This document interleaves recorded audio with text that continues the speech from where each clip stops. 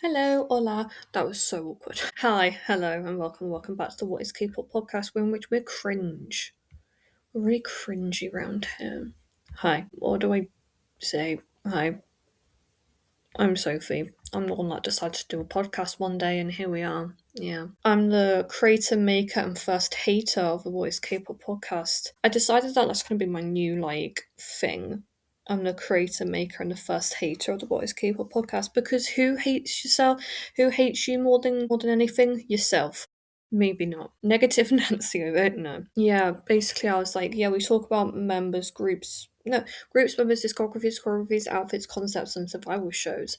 I know that was my old thing, but I don't. Brevity sake my words.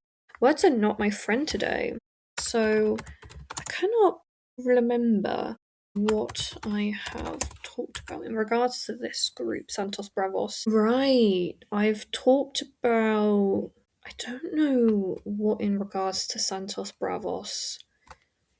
Like I've talked about them with Kang Hee-won and only one of, and I've talked. Yeah, I think I was going to do a profile on them because I'd just seen the profile go up on K profiles, but then they took it down. But yeah, so I was gonna quickly go through that sort of stuff, but that's fine.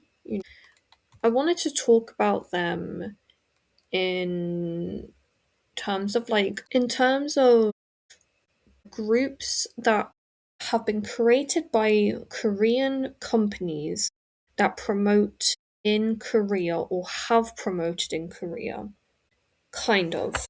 Yeah, so we're going to talk about KATSEYE, GIRLSET slash it's a TVXQ, God, Vicha, and then Santos, Bravos, all together, kind of. And I was thinking about this the other day when I saw a clip on the Daybak show, whatever you want to pronounce it as, and it genuinely felt like, from my perspective, that the members of Santos Bravos actually really cared about being in Korea and that they actually wanted to become well liked within K-pop. And I have seen a comment on one of them. I think it was one of their music videos because I was literally just watching it, but I literally can't remember now because my memory is shit. And they said about how Santos Bravos's main objective right now is to get that K-pop market and then kind of expand out into the West and potentially in Japan and China and that sort of stuff, which I actually think is incredibly good because they said because they also put the comment said oh yeah, because K-pop fans are really loyal, and I definitely do agree with that. It's very crucial to get a very stable fan base right off the bat before you start expanding it. Like um it's kind of the reverse, but with NMIXX, they had their collaboration with Pablo Vita. I believe that's how you say.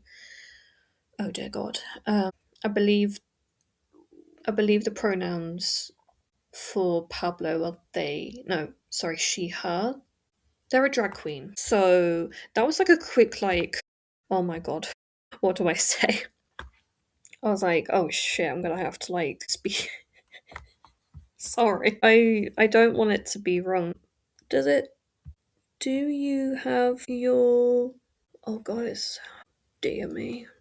It doesn't actually say preferences, but it says he. But now I've also said she. But I'm referring to stuff done when perform. Oh, this is my problem. Sophie, this is a good chance for you to start researching before you start speaking. Yeah, so I've seen online that there's NMIXX's music is kind of like again is it is this really showing how culturally silly I am? Is it Latin America? I think it's Latin America. Didn't they perform in Brazil? Dear God. This is the point in which I realise that I'm awkward and that I don't want to be. Oh, okay. Okay, so Pablo Vittar has actually said, quote, I think gender doesn't matter to me. If you write him, I'll find it incredible. If you write her, same. But when I get in drag, I won't stand in front of a mirror for 2 hours putting on my makeup for someone to call me he, right? Call me she. She is beautiful. She is a singer. She is a drag queen. I like to be cool. I like to be called in the feminine. I think that's translated. Yeah, because I was like, that doesn't make. No, never mind. Okay, so when I'm talking about the performances with NMIXX, she. Okay, so when like NMIXX's music is very, I think yeah, I think it is Latin America. Is very much like the stuff that Latin American music stuff likes, and they did together Mexi and Mexe in 2025, and then more recently Tick Tick. Personally, I love Tick Tick. I've not listened to Mexe, but I would like to. I should probably listen to that song. And that's like a good example of a Korean group capitalizing on something that people are asking for and are like having good success with it. And you know, it would actually be really cool if NMIXX Santos Bravos actually ended up collaborating in the future. That would be quite cool. I'd watch that. Yeah. And like having that role reversal. Sorry, I got a sniffle and I got the burps. I don't like that about about the current situation. Not that you need to know, but I told you anyway. And then with like Cat's Eye, I understand when people say, but they're not a K-pop group, so why you keep on like lumping them into K-pop? Like, well, babes, what it is, my shit. Sorry, I just dropped my claw clip on the floor. What it is, my good friends, is that Cat's Eye was made. Oh god, in partnership with a Korean company, Hybe, and an American worldwide, I guess, company, Geffen. So, you know, it's not that I say we, I mean like K pop fans aren't claiming them. We're just saying that, you know, given the fact that they have a Korean member, they've promoted on Korean shows, they were made in part by a Korean company, and honestly, the Korean company seems to be doing a lot of the lifting with this group. You know, like, it kind of makes sense that they have some level of Koreanness to them. Like, we're not saying that they are hardcore. A K-pop group is not like, I don't know. They're not Crayon Pop, right, from 2012 with their weird ass concept. Honestly, love that concept. We need weird in K-pop more. Like, it's not Orange Caramel. It's not even NMIXX. Like, they are a group that happens to have a Korean member. They've performed on Korean music shows. They have, you know, at the start of their career, they did do stuff more in Korea and kind of building up a Korean fan base, and then like fucking ditched them, which I personally think was a bit silly. Like, if you're gonna make a group that is so clearly tied into K-pop and then just abandon it and then make really weird music, I feel like I'm like, okay, that was a choice. And it was kind of like they were backing off of K-pop and then were like, see you later, like fuck you, like we're gonna go off and do our own thing. Which, I mean, that is fair.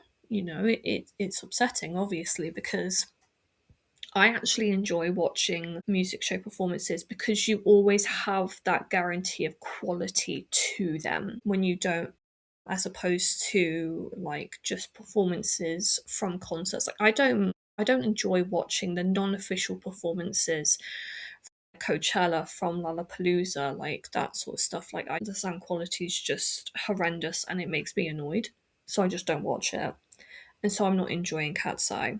And I even saw a comment saying there's no community that hates Cat's Eye more than Icons. If you don't know, Icons are Cat's Eye's fandom, and it's like, well, actually, Actually, that's very true. I can't be denying you that. It's incredibly true, and I know that some people would be like, no, but I'm like, yeah, it is. It is kind of true how much like they're either ride or die, or they're like, yeah, we're gonna like crash you into the ground and like watch you burn. You know, it's kind of that sort of fear thing. And with like, and in contrast to Vicha GIRLSET, like Vicha themselves, they were going to be the opening act, right, for Twice's. It wasn't This Is For, but Vicha. I put Vicha even though it was GIRLSET, like it will just take me to GIRLSET. Yeah, so Vicha was made on A2K, which was a collaboration between JYP and Republic Records to make the first American girl group using the K-pop system, which actually was the first. Like KATSEYE, is marketed as being the first, but they're not actually. It was Vicha. They did it first. And so they did do stuff, and they like performed on music shows, and we're going to be the opening act for part of the Ready to Be tour, right? Performing in Sao.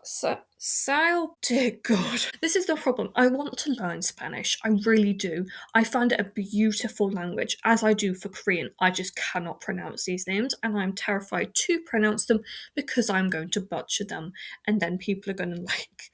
I fear for when I actually do learn, and that like potentially my accent gets better. And then they're like, well, you sounded like that before. And I'm like, yeah. I think it's Sao Paulo. There's an accent, and I know there's an accent on there, and I can't speak it. I'm sorry. Mexico City and Las Vegas for 5 shows. So they did do that, and then obviously Kaylee went on hiatus, and then they released Only One and Favorite Girl. They were going to be on Lollapalooza, and then like they just so once Kaylee went on hiatus, they pretty much went like dead ass silent for like 6 months, and that's when like KG obviously filed her lawsuit. And like that period of Vicha being Vicha, like it did seem as though they were going to be very K-pop or like K-pop coded, right?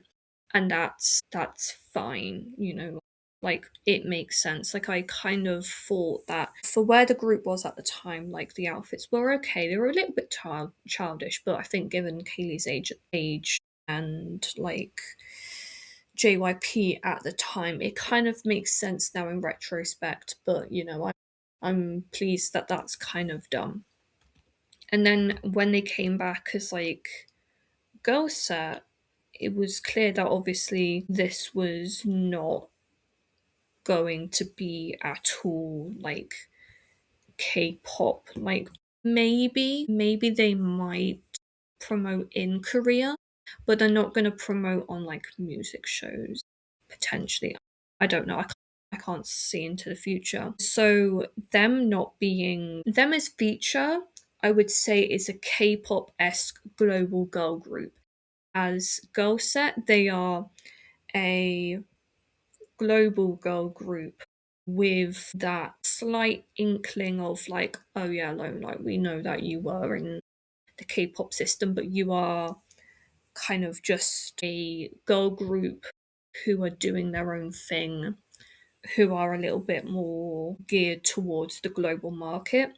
And that's going well for them. Like, I think with KATSEYE, because like the fandom got so toxically protective of the girls and them not being known as a K-pop group that it almost like turned a lot of K-pop fans off, because it's like we're not claiming that they're a girl group. It's just that they were made in a K-pop esque fashion on a K-pop music YouTube channel with K-pop groups helping them. Like, of course, we're gonna have comparisons. Like, we're not saying that they are. It's just that given how they were presented beforehand, they had they had the essence of being a K-pop group. It's kind of like It's not really the same, but it's also like you're getting this comparison.